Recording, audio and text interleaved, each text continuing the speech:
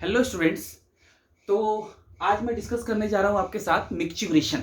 अब मिक्चुरेशन है क्या? तो देखो, सिंपली जो यूरिनेशन है, ठीक है ना, आप जो यूरिन रिलीज करते हैं that is the micturition. Okay, तो मिक्चुरेशन क्या है? Simply it is urination. Clear? तो micturition it is the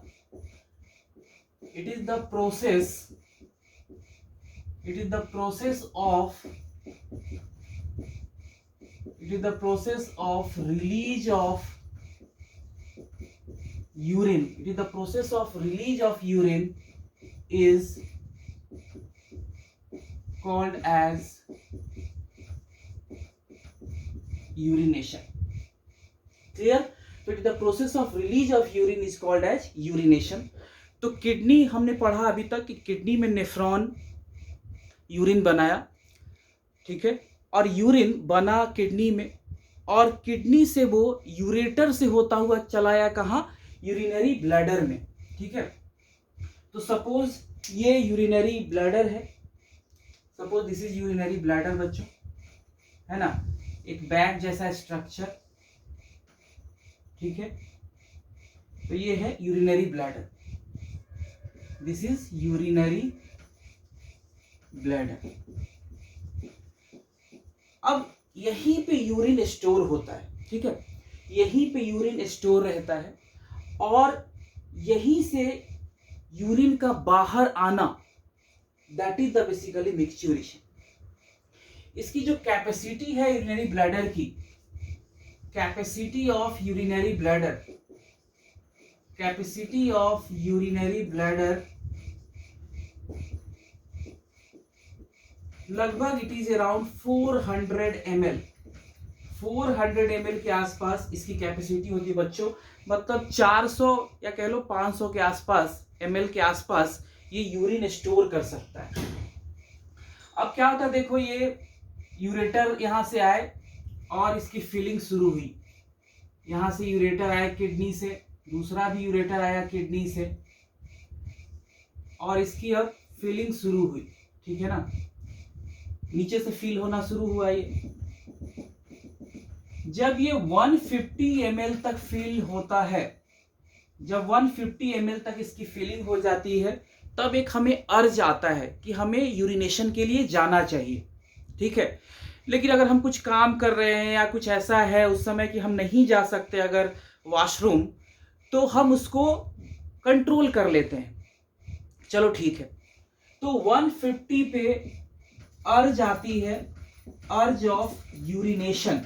urge मतलब इच्छा, मतलब आपको लगने लगता है कि मुझे यूरिनेशन के लिए जाना चाहिए। ठीक है ना, हमने बात नहीं मानी, अब ये लिमिट बढ़ती बढ़ती लगभग 400 ml के आसपास पहुंच गई। जब यूरिन पूरा फिल हो गया लगभग 400 ml तक, ठीक है, अब यूरिन पूरी भर चुकी है यूरिनरी ब्लैडर में। अब क्या है, ये एक इमरजेंसी कंडीशन होने लग गई, और इसमें क्या होता है, जो वाल है यूरिनरी ब्लैडर की, वहां पे स्ट्रेच रिसेप्टर्स प्रेजेंट रहते हैं। क्या रहते हैं? यूरिनरी ब्लैडर के वाल पे स्ट्रेच रिसेप्टर्स प्रेजेंट होते हैं, means these are sensitive to pressure. अब यूरिन के कारण एक प्रेशर जनरेट हो रहा है किस पे? यूरिनरी ब्लैडर पे, तो अब ये एक्टिवेट हो जाएंगे। तो 150 तक एक अर्ज आई, आपको इच्छा हुआ कि मुझे यूरिनेशन के लिए जाना चाहिए।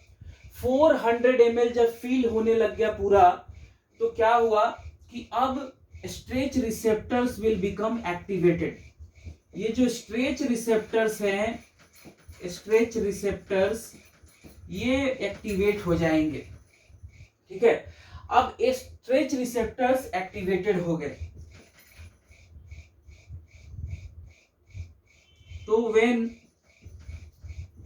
यूरिनरी ब्लैडर, यूबी यानी urinary bladder become field,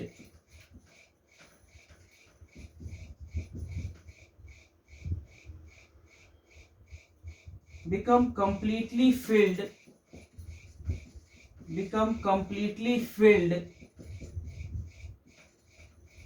with urine,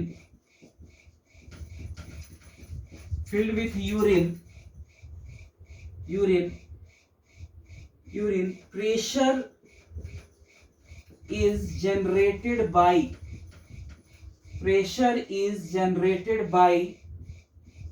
urine on the wall of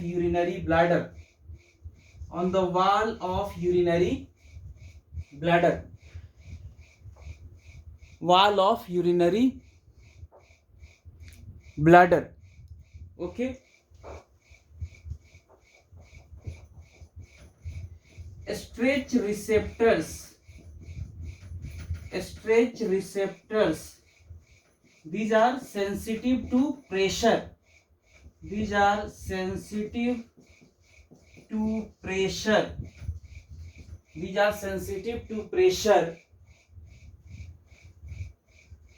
become sensitive. Stretch receptors sensitive to pressure become activated.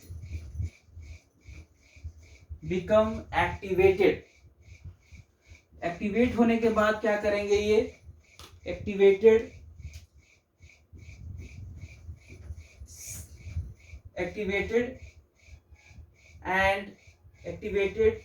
send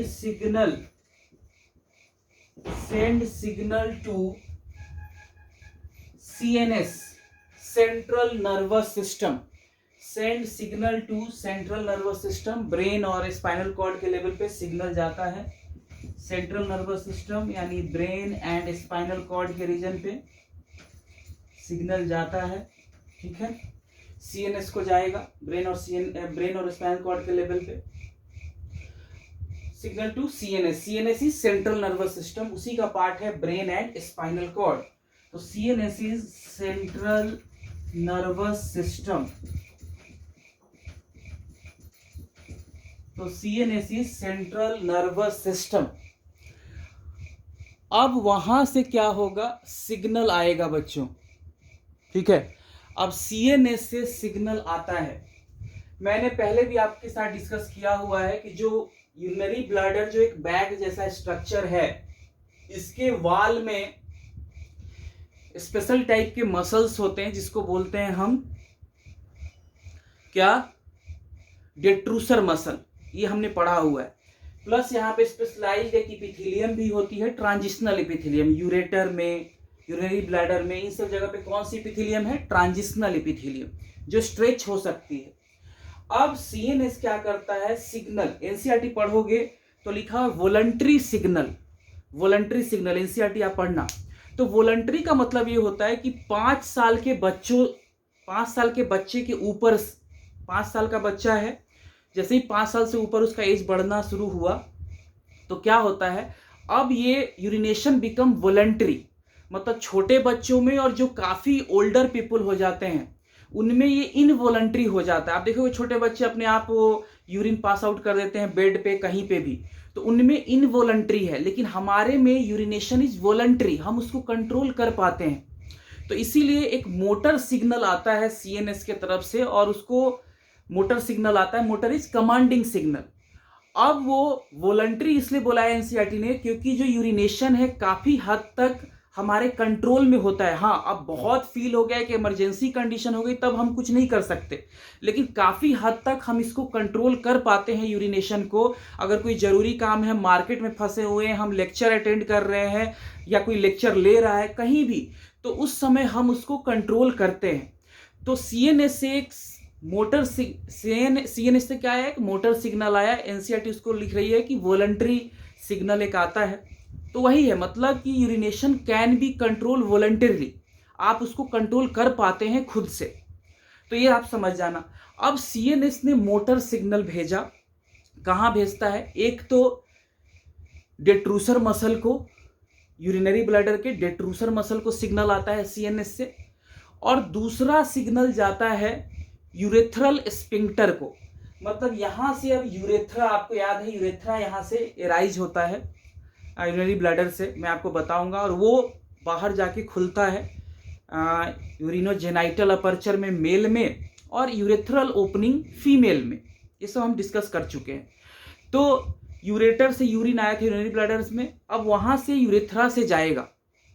तो सीएनएस दो जगह सिग्नल भेजता है, एक तो यूरिनरी ब्लैडर के डिट्रूसर मसल को, जिससे वो कॉन्ट्रैक्ट कर जाते हैं। अब ऐसे कॉन्ट्रैक्शन होगा, तो कॉन्ट्रैक्शन होगा तो आपको पता है यूरिन नीचे की तरफ जाएगी।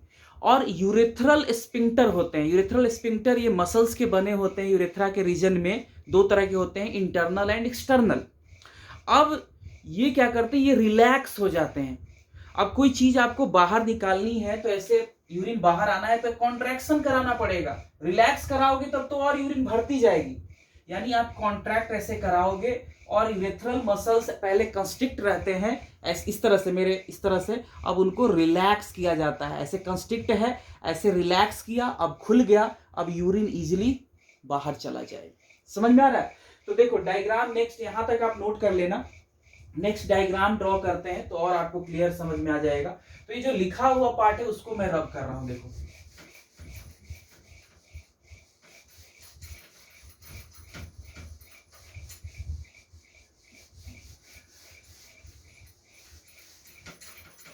तो देखो अब क्या है, इसकी वाल में ये मान लो ये यूरिनरी ब्लैडर था,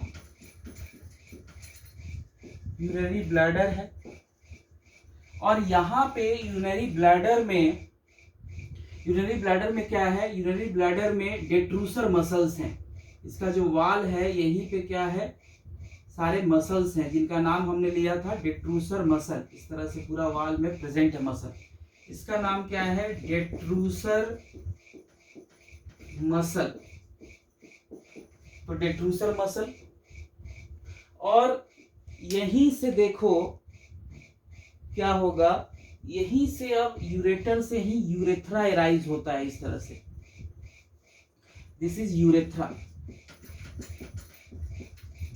और यूरेथ्रा में यहां के तरफ, यूरेथ्रा में अब यूरिन आ रहा है, तो यूरेथ्रा में क्या हुआ, यूरेथ्रा यहां से एराइज हो रहा है, तो यूरेथ्रा में यहां पे सपोज करो यूरेथ्रा में दो तरह के स्पिंक्टर हैं, दो तरह के स्पिंक्टर होते हैं यूरेथ्रा में इस तरह से, और ये कंस्ट्रिक्ट रहते हैं, इस तरह से कंस्ट्रिक्ट रहेगा, इस तरह से स्पिंक्टर है मान लो।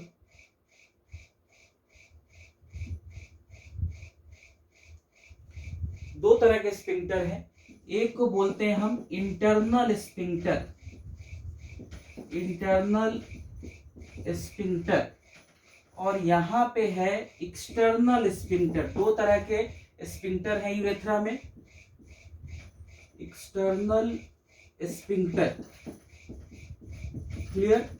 तो दो स्पिंक्टर है, यानी यूरिन आपको अगर बाहर पास आउट करना है तो इसको कॉन्ट्रैक्ट करना पड़ेगा और इनको रिलैक्स, मतलब ये कंस्ट्रिक्ट फॉर्म में रहते हैं।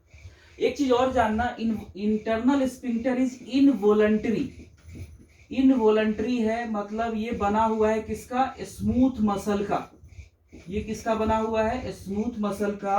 और जो एक्सटर्नल स्पिंक्टर है दैट इज वॉलंटरी, ये वॉलंटरी होता है बच्चों, मींस ये बना हुआ है किसका, स्केलेटल मसल का, स्केलेटल मसल का। तो ये किसका बना हुआ है, स्केलेटल मसल का। इंटरनल स्पिंक्टर बना हुआ है स्मूथ मसल का, क्लियर? तो ये ध्यान रखना है। अब क्या हुआ, सीएनएस से जो सिग्नल आया, तो मान लो यहां पे सीएनएस है, ठीक है, सीएनएस, सीएनएस से सिग्नल क्या आएगा, एक तो आएगा सीएनएस से सिग्नल आएगा, आया कहां आया, डिट्रूसर मसल को, पॉजिटिव साइन दे रहा हूं मतलब कॉन्ट्रैक्शन के लिए। तो सीएनएस से सिग्नल आया एक डिट्रूसर मसल को, और दूसरा आएगा यूरेथ्रल स्पिंक्टर को, यूरेथ्रल स्पिंक्टर को सिग्नल आएगा, ठीक है, यूरेथ्रल स्पिंक्टर को। तो क्या होगा, सीएनएस, अब क्या होगा देखो, सीएनएस दो को सिग्नल भेजा, किसको, detrusor, send signal to detrusor muscle and urethral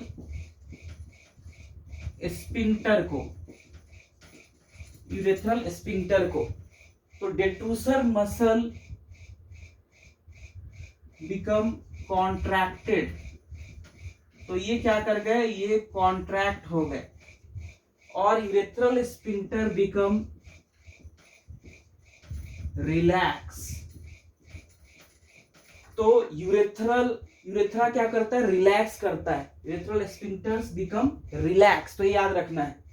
तो जब भी यूरिनेशन या मिक्सचुरेशन होगा, तो इसको हम, जब भी मिक्सचुरेशन होगा तो क्या होगा, डेट्रूस यानी यूरिनरी ब्लैडर क्या करता है, कॉन्ट्रैक्ट करता है, और यूरेथ्रा रिलैक्स करता है, यूरेथ्रल स्फिंक्टर रिलैक्स करते हैं। ये क्वेश्चन पूछा जाता है, ठीक है, तो ये ध्यान रखना। फिर एक चीज और ध्यान रखना, एक चीज और आ सकता है कि जो सिंपैथेटिक नर्वस सिस्टम है, सिंपैथेटिक नर्वस सिस्टम ये क्या कराता है, ये यूरिनरी ब्लैडर को,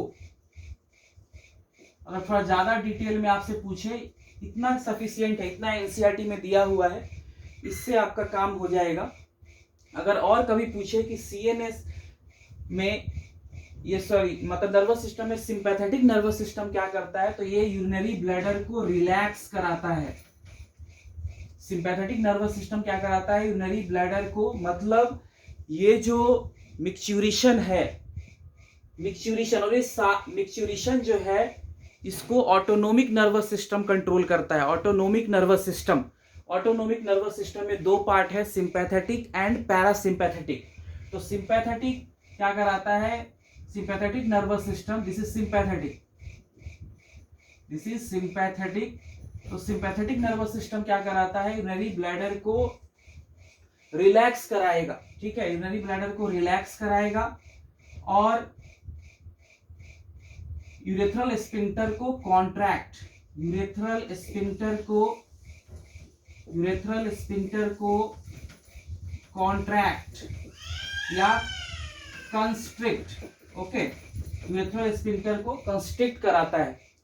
तो sympathetic nervous system is responsible for filling of urinary bladder, urinary bladder fill होता जाएगा, फिलिंग को के लिए रिस्पॉन्सिबल है।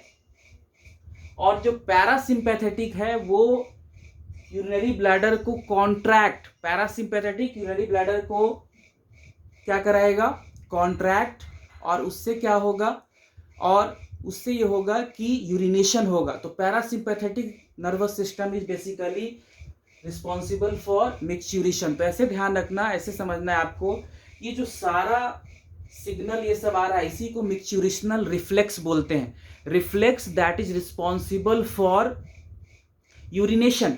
तो जो रिफ्लेक्स, ये सारा कुछ, मतलब यहां से सिग्नल गया, ठीक है, रिफ्लेक्स क्या हुआ, देखो यहां से सिग्नल गया स्ट्रेच रिसेप्टर से सीएनएस को, सीएनएस ने उसके रिस्पॉन्स में सिग्नल भेजा, ये सारा जो सिग्नल का आना भेजना ये सब चल रहा है, दैट इज ए रिफ्लेक्स, और इसी को मिक्सचुरेशनल रिफ्लेक्स बोलते हैं।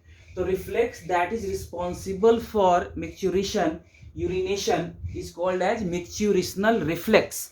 तो मिक्सचुरेशनल रिफ्लेक्स हो गया, और micturitional reflex is controlled by autonomic nervous system. Autonomic nervous system का दो पार्ट है, सिंपैथेटिक एंड पैरासिम्पैथेटिक। तो जो सिंपैथेटिक है that is responsible for filling of urine in urinary bladder, जो यूरिन भर रहा है किसमें, यूरिनरी ब्लैडर में, वो किसके कारण है, सिंपैथेटिक नर्वस सिस्टम के कारण। और जो पैरासिम्पैथेटिक नर्वस सिस्टम है वहां से यूरिन पास आउट करने के लिए वो रिस्पॉन्सिबल है। तो एक्सपल्सन ऑफ यूरिन और release of urine is due to parasympathetic nervous system. Clear. तो पैरासिम्पैथेटिक नर्वस सिस्टम मतलब इसी चीज को मैंने पूरे डिटेल में आपको बताया। तो यहां तक क्वेश्चन आता है, यहां से आपका क्लियर हो जाएगा। अगर ज्यादा पूछे कि पैरासिम्पैथेटिक क्या करवाता है, तो ये मिक्सचुरेशन करवाता है। ठीक है, तो ये ध्यान आपको रखना है बच्चों। Clear.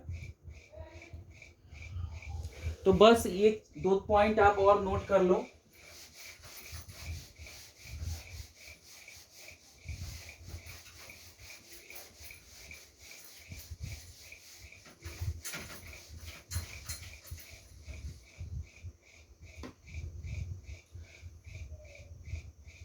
Next is micturitional reflex.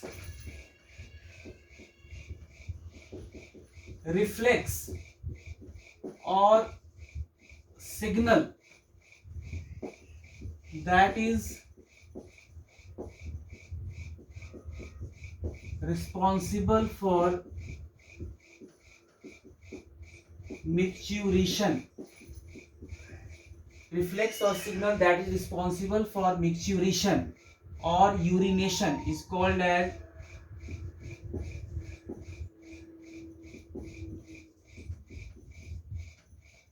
micturition or urination is called